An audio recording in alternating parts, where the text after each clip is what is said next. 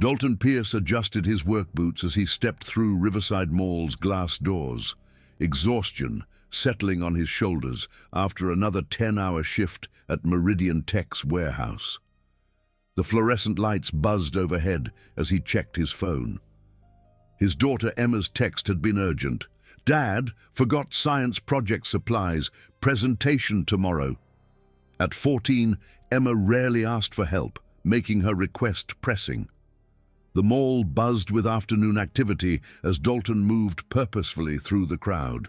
At 38, he carried himself with military bearing despite civilian clothes and bone-deep tiredness from juggling single parenthood with demanding work.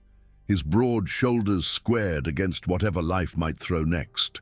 He'd worked at Meridian Tech for 2 years, loading trucks and managing inventory. It wasn't glamorous, but it paid bills and provided health insurance for Emma. The warehouse guys respected his quiet competence and refusal to complain about overtime. They knew he was former Army, discharged after an IED incident in Afghanistan, but Dalton rarely discussed those days. Approaching the office supply store, he heard raised voices from the food court seating area. His steps slowed, trained instincts assessing the situation 30 feet away. 3 college-aged men had cornered 2 girls at a small table. They wore expensive sneakers and designer hoodies, radiating casual arrogance. The tallest, a blonde with sculpted jawline, leaned over the table while companions flanked the sides, trapping the girls. "Come on, Casey," the leader said, voice carrying clearly. "You can't hide behind Daddy's money forever. Everyone knows what kind of family you really are." He gestured dismissively. "Trying to dress down, blend in? It's pathetic." The 2 girls sat rigidly, hands clasped tightly. They appeared to be twins with dark hair in simple ponytails, wearing jeans and plain t-shirts chosen to avoid attention. Casey kept eyes fixed on the table, knuckles white with tension, while her sister stared defiantly, despite visible fear. "Leave us alone, Brad," the defiant twin said quietly. "We haven't done anything." Brad laughed harshly. "Haven't done anything? Your whole family's a joke, Kylie. Your mom thinks she can waltz in and change everything, make everyone bow down. Well, some of us remember when you were nobody." Dalton's hands clenched as he watched. The rational part whispered this wasn't his business. That involvement could create complications. He had Emma to consider, bills to pay, a job to keep. But the larger part, forged by military service and fatherhood, rebelled against walking away. "Maybe you need a reminder of your place," Brad said, reaching toward Casey's arm. "That's enough." Dalton's voice cut through tension like a blade, calm, but carrying unmistakable authority. He stepped into the circle, positioning himself between bullies and girls with fluid movement. The ladies would prefer to eat lunch in peace. Brad straightened, sizing up the newcomer. Dalton stood several inches taller and 40 pounds heavier, frame solid from physical labor and maintained fitness. Silver threading through dark hair spoke of experience and hard-won wisdom. "This doesn't concern you, old man," Brad sneered, confidence wavering. "Mind your business and keep walking." Dalton's stance shifted imperceptibly, weight balanced. "When I see 3 men intimidating young women who clearly want to be left alone, it becomes my business." The second bully stepped forward with clenched fists. "You don't know who you're messing with. Brad's father owns half the businesses in town. You could lose your job." A slight smile tugged Dalton's mouth. "Son, I've been threatened by people with actual power. Trust me, you don't qualify." He glanced at gathering onlookers with phones. "Please, continue making a scene. Social media will love this." Brad's face flushed with embarrassment and rage. "You have no idea what you've done." He jabbed a finger toward Dalton's chest, but stopped short, recognizing something dangerous in the older man's calm demeanor. "This isn't over." "Yes, it is," Dalton replied simply. "You're walking away now, And you're leaving these ladies alone, permanently, because if I hear about you bothering them again, we'll have another conversation, and it won't be pleasant." The bullies exchanged uncertain glances, bravado crumbling under Dalton's unwavering gaze and crowd attention. After a tense moment, Brad jerked his head toward the exit. They swaggered away with wounded pride, unwilling to escalate further. Dalton turned to the twins, expression softening. "You okay?" he asked gently, crouching to their level. "Those guys didn't hurt you?" Casey looked up, tears of gratitude shining. "Thank you so much. We didn't know what to do. They've been following us for weeks." "Following you?" Dalton's protective instincts sharpened. "Have you reported this to security? Police?" Kylie shook her head, frustrated. "It's complicated. Our family situation makes things difficult. People either want to use us or hurt us because of who our mom is." Dalton noted expensive watches and subtle clothing quality despite casual styling. "Regardless of your family situation, nobody deserves that treatment. I'm Dalton Pierce." "Casey Martinez, and this is my twin Kylie," Casey said, managing a smile. "You didn't have to help, but you did. That means everything." "Any decent person would have done the same," Dalton replied, though they knew that wasn't true based on the watching crowd. "Need a ride somewhere? Want me to call someone?" The twins exchanged meaningful looks before Kylie spoke. "Our driver should be here soon. But really, Mr. Pierce, thank you. You have no idea what this means." As he walked toward the store, Dalton heard Casey call out, "We won't forget this, Mr. Pierce. Thank you for being good." The words stayed with him as he gathered Emma's supplies and drove home. He'd done what any father would want someone to do if his daughter were in trouble. By the time he reached their modest two-bedroom house, the incident had faded into daily concerns. Emma met him at the door, face lighting up seeing the shopping bag. "Dad, you're a lifesaver. Did you get different colored markers? Mrs. Henderson's super picky." "Got everything plus extras," Dalton said, handing over supplies. "How was school?" "Boring chemistry test, decent lunch, and Jessica Morrison asked if you're dating anyone. I told her you're too busy taking care of me for romance." Dalton ruffled his daughter's hair, marveling at how much she resembled her mother. Sarah had been gone 3 years, taken by cancer that moved too fast, but Emma carried her spirit in every smile. 2 weeks passed in normal rhythm before everything changed. Dalton was stacking boxes when Supervisor Mike Hendricks appeared with an unusual expression. "Pierce, clean up and report to the executive floor," Mike said uncertainly. "Ms. Rodriguez from HR will escort you." Dalton's stomach dropped. In 2 years at Meridian Tech, he'd never been summoned to the executive floor where senior leadership worked. "Am I in trouble, Mike?" "Hell if I know. Ms. Rodriguez wouldn't say much, just that it was urgent. You've been doing anything you shouldn't." The elevator ride to the 20th floor felt endless. The executive floor was a different world. Polished marble, original artwork, floor-to-ceiling windows with panoramic city views. Everything spoke of success and power. Mr. Pierce, an impeccably dressed woman, emerged from a corner office. "I'm Jennifer Walsh, Ms. Martinez's assistant. She's ready to see you." Dalton's blood ran cold at the familiar surname. He followed Jennifer toward massive double doors, bearing a nameplate reading, "Isabella Martinez, Chief Executive Officer." The corner office was stunning, windows on 2 sides, elegant furniture, built-in bookshelves with business texts and family photographs. Behind an enormous desk sat a woman in her early 40s, dark hair in a professional chignon, wearing a navy suit. Her brown eyes held genuine warmth. "Mr. Pierce," she said, rising with a nervous but excited smile. "Thank you for coming. Please, have a seat." Dalton remained standing, hands clasped behind his back in military posture. "Ma'am, with respect, I think there's some mistake. I work in the warehouse. Isabella Martinez walked around her desk with the same quiet grace he'd observed in the Mall twins. There's no mistake. I specifically requested this meeting. She gestured toward leather chairs around a coffee table. Please sit. We have much to discuss. Reluctantly, Dalton settled into a chair, mind spinning with possibilities. Isabella took the chair across from him, leaning forward with hands clasped. Mr. Pierce, I understand you encountered my daughters 2 weeks ago at Riverside Mall. The words hit like a physical blow.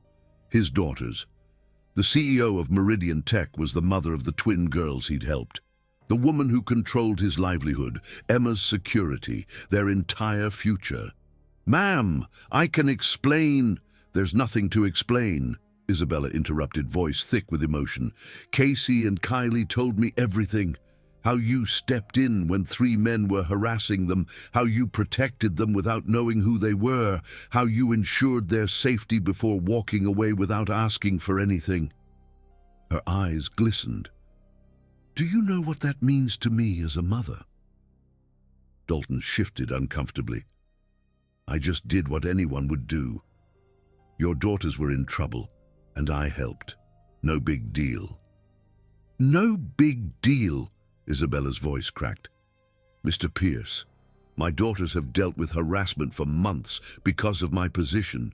People either want to use them to reach me or hurt them to hurt me. They've learned not to trust strangers, not to expect help. She wiped her eyes. But you helped anyway, without knowing who they were or what might be in it for you.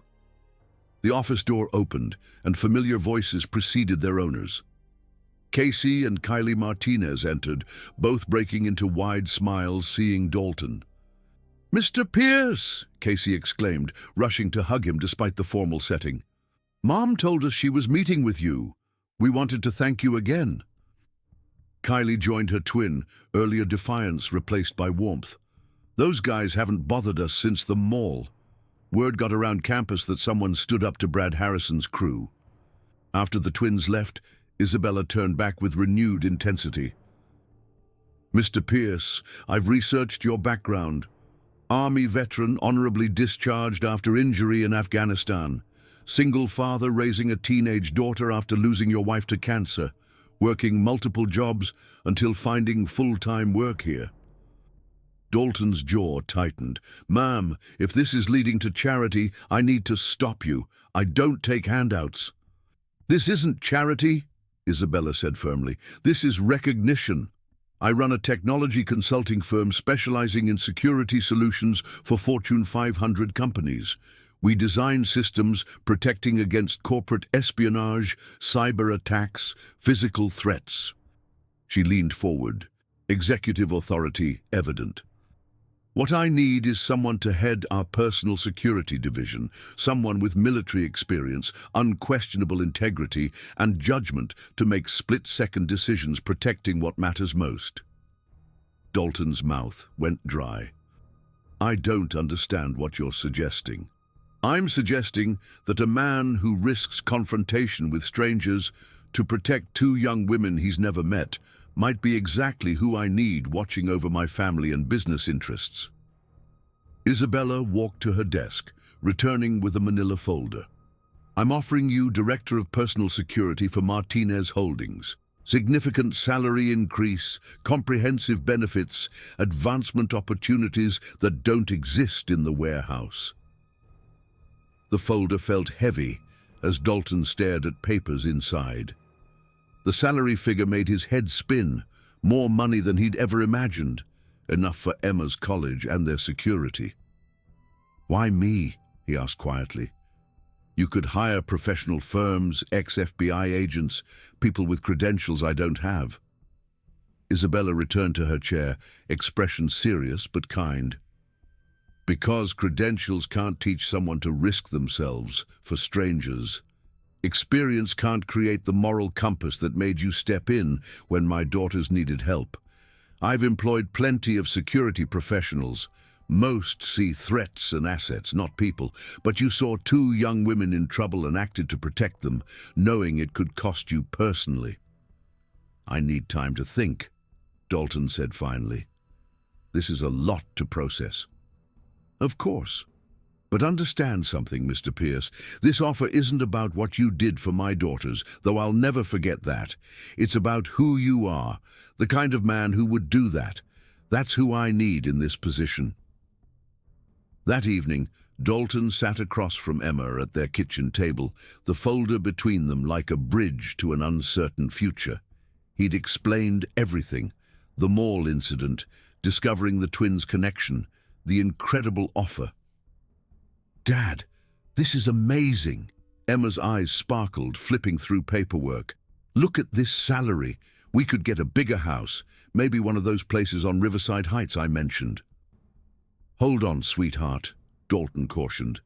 "This feels like charity, like I'm being rewarded for doing something that should have been automatic." Emma set down papers and studied her father's face. "Dad, remember what you told me about integrity, about doing the right thing even when it's hard?"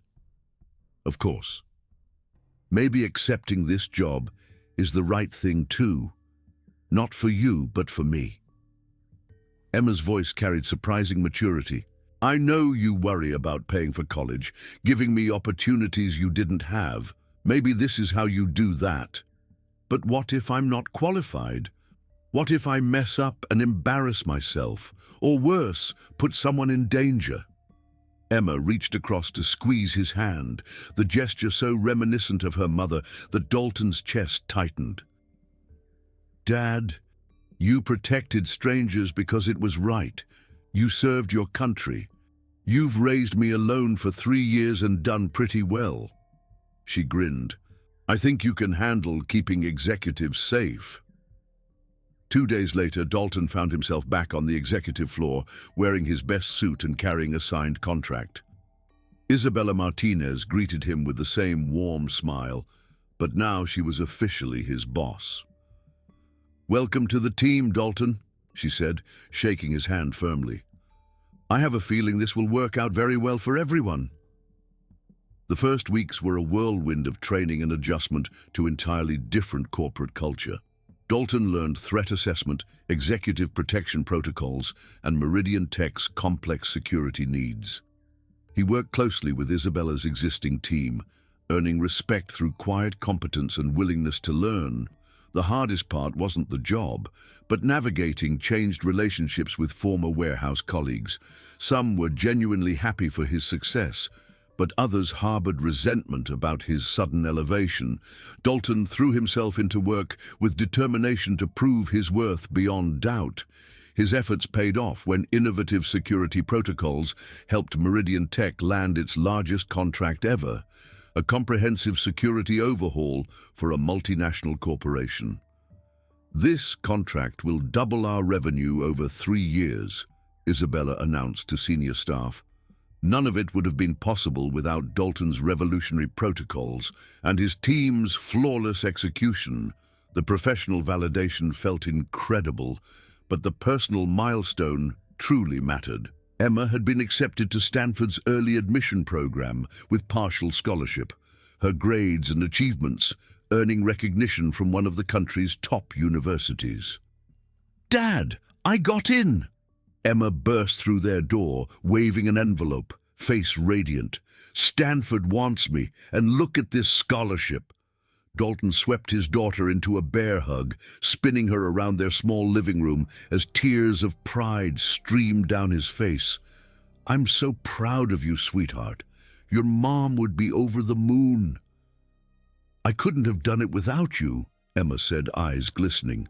"All those late nights helping with homework, driving me to track practice, believing in me even when I didn't believe in myself. Thank you for being the best dad in the world." That evening, Dalton called Isabella to share the news, their personal and professional lives finally finding comfortable balance. "That's wonderful," Isabella exclaimed. "Casey will be thrilled. She's been hoping to hear from Stanford too. We should celebrate. Why don't you and Emma come to dinner this weekend? The girls want to show Emma their favorite hiking trail." The dinner invitation felt like crossing a threshold. acknowledging what had been building between them for months. Dalton accepted, knowing that whatever happened next would change everything. Saturday evening found the Pierce family standing on the Martinez estate's front porch in Riverside Heights. The house was everything Emma had imagined, but it felt warm and inviting rather than ostentatious. Isabella answered the door herself, looking relaxed and beautiful in jeans and cashmere sweater. "Welcome! Come in, please." The girls are in the kitchen arguing about the best way to make guacamole. Dinner was a revelation. Away from the corporate environment, Isabella was even more appealing, funny, engaging, clearly devoted to her daughters. Casey and Kylie treated Emma like the sister they'd never had, sharing stories and dreams over homemade enchiladas and fresh guacamole. "You know," Casey said during dessert, "Emma should come to Stanford orientation with me. We could be study partners." "And roommates," Kylie added excitedly. "Mom, can we show them the photo albums from our camping trip last summer?"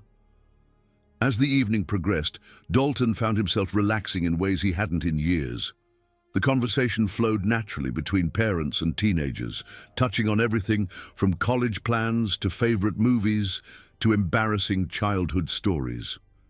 Isabella walked him to the door as the evening wound down, Emma already making plans with the twins for a hiking trip the following weekend. "Thank you for tonight," Dalton said quietly, standing close enough to smell her perfume. "Emma hasn't been this happy since before Sarah died." "Neither have my girls," Isabella replied, her voice soft. "You and Emma have given us something we didn't know we were missing, the feeling of being part of a real family again." The space between them seemed to crackle with electricity. Dalton felt himself leaning forward, drawn by an attraction he'd been fighting for months, when Emma's laughter from the kitchen reminded him of where they were. "I should get her home," he said reluctantly. "School night." Isabella nodded, wrapping arms around herself. "Of course. Family first, always." At the car, Emma bounced excitedly in the passenger seat. "Dad, that was amazing. Casey and Kylie are so cool, and Ms. Martinez is incredible. Did you see how she looked at you during dinner?" "Emma?" Dalton warned, but he was smiling. "I'm just saying, Mom would want you to be happy, and I think you could be really happy with someone like Ms. Martinez." 6 months later, Dalton stood in the back of Stanford's Memorial Church, watching Emma walk across the stage to receive her high school diploma as valedictorian. Beside him, Isabella squeezed his hand as Casey and Kylie cheered from their seats. The girl who had once wondered about living in fancy houses and taking European vacations now had a full scholarship to one of the world's best universities. But more importantly, she had something money couldn't buy, a father who had taught her that doing the right thing, regardless of personal cost, was the foundation of true success. "Proud of you, sweetheart," Dalton whispered as Emma found them in the crowd afterward, her face glowing with achievement and joy. "Proud of us," Emma corrected, hugging him tightly. "We did this together, Dad, just like we'll do everything else."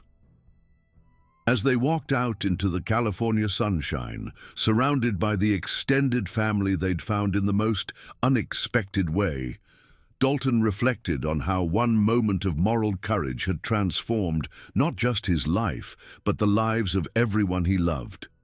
Sometimes doing the right thing truly was its own reward, and sometimes, if you were very lucky, it became the foundation for something even more beautiful than you'd ever dared to imagine.